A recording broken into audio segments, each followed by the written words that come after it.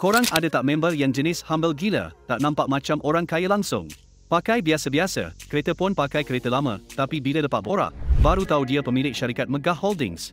Yang paling best, bisnes dia bukan benda hype pun, orang tak pandang sangat pun, tapi dia laju buat duit diam-diam.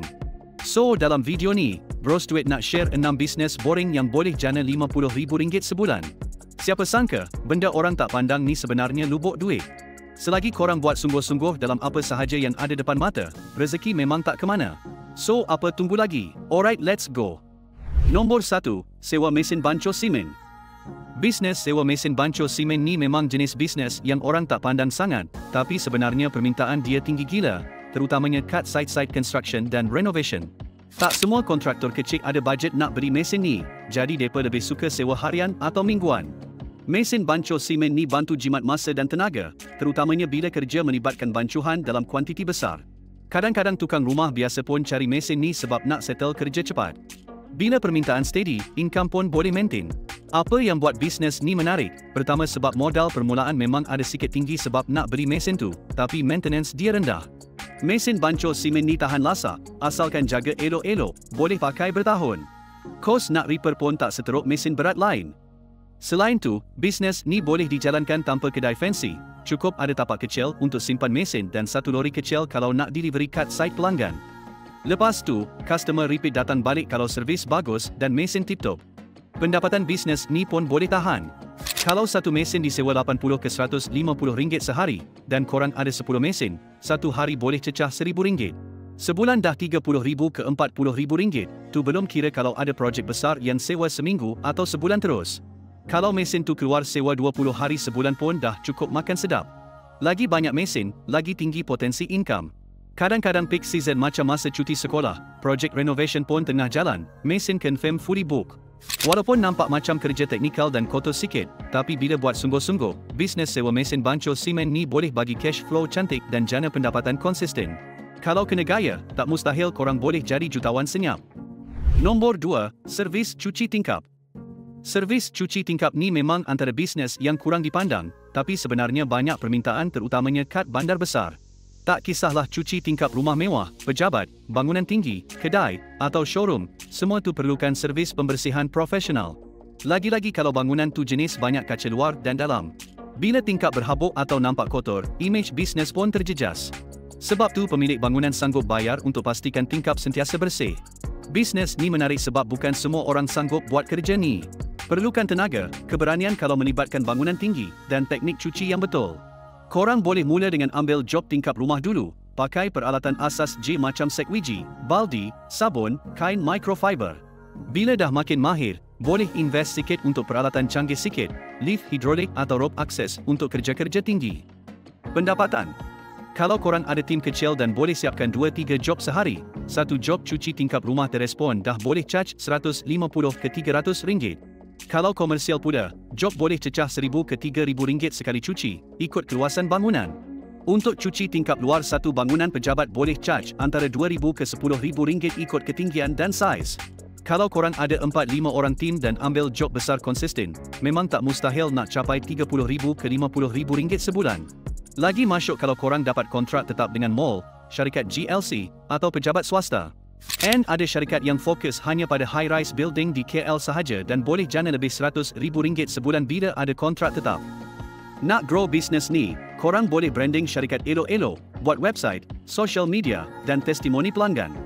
Jadi, walaupun nampak macam kerja kotor dan boring, servis cuci tingkap ni sebenarnya kerja bersih yang boleh bawa duit besar kalau tahu cara handle. Tak ramai nak buat, tapi yang buat betul-betul, boleh senyap-senyap jadi jutawan. Nombor 3, kereta sewa. Bisnes sewa kereta ni memang nampak biasa je, tapi siapa sangka boleh bagi pulangan yang sangat masyuk kalau buat dengan betul. Ramai ingat orang nak sewa kereta masa musim raya je, padahal hari biasa pun permintaan tetap ada, terutamanya dekat kawasan bandar, kawasan pelancongan, atau tempat ramai student dan pekerja luar. Yang penting, servis kena tip-top dan harga kena kompetitif. Kelebihan bisnes ni, modal awal boleh mula kecil. Contohnya korang guna kereta sendiri dulu untuk sewa harian atau mingguan. Lepas dah bina reputasi, tambah lagi 1-2 kereta. Lama-lama jadi fleet. Korang tak perlu buka kedai pun, guna je platform online, buat marketing kat TikTok, Facebook, atau join apps sewa kereta macam Trevo, Sokar, atau platform korang sendiri. Asalkan gambar cantik dan kereta kemas, memang boleh jalan.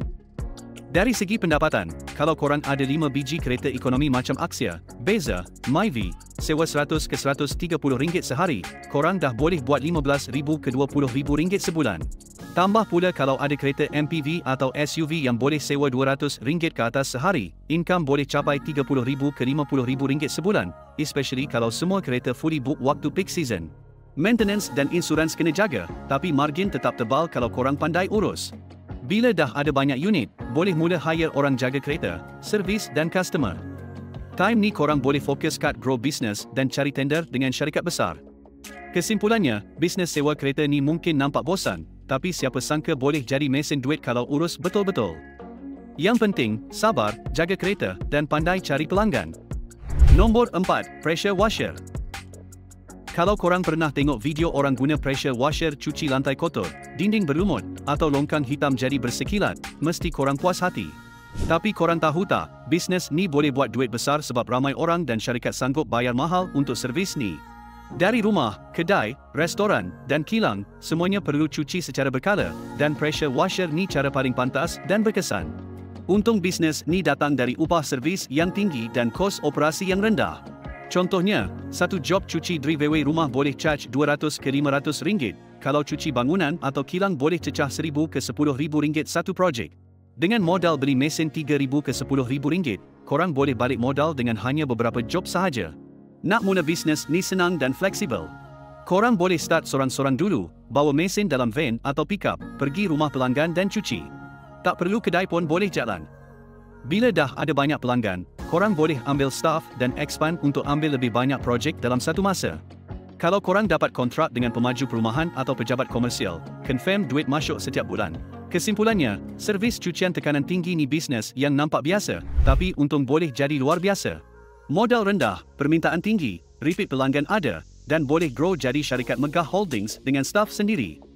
Nombor 5, landscaping. Siapa sangka bisnes landscaping ni boleh buat duit besar.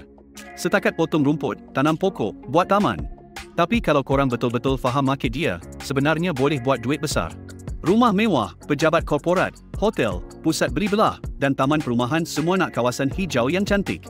Tak semua orang ada masa atau skill nak buat sendiri, jadi mereka sanggup bayar ribuan ringgit untuk upah orang jaga lanskap mereka. Salah satu pro bisnes ni ialah job repeat yang tinggi. Rumput kena potong setiap bulan, pokok kena trim, kolam air pancut kena maintain. Kalau korang ada 10 pelanggan tetap, contohnya pemilik rumah bangloh atau syarikat, duit dah masuk setiap bulan tanpa perlu cari pelanggan baru. Charge untuk lanskap pun bukan murah.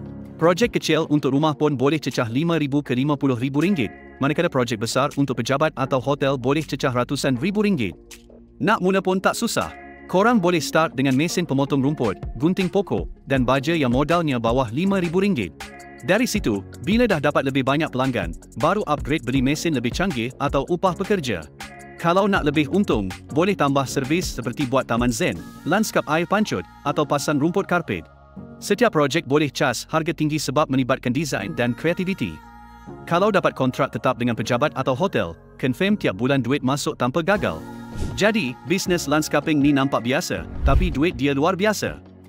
Asalkan korang rajin dan buat dengan strategi betul, korang boleh jadi taukir landscaping dalam kawasan korang dengan pendapatan 6-7 angka setahun.